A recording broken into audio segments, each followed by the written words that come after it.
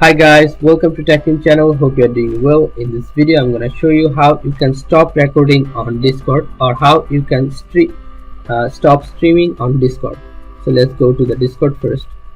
After logging to Discord account, you should go to any server.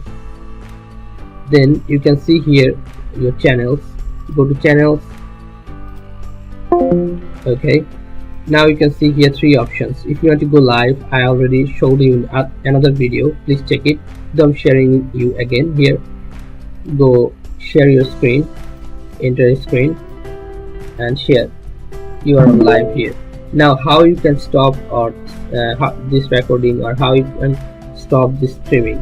Here you can see a cross option up before that go live. Okay, click on this stop and it will stop streaming. See, streaming is off right now. So guys, this is how you can stop recording or streaming in Discord. So guys, if you find this video helpful, then please give a thumbs up and don't forget to subscribe the channel. Thank you so much for watching the video.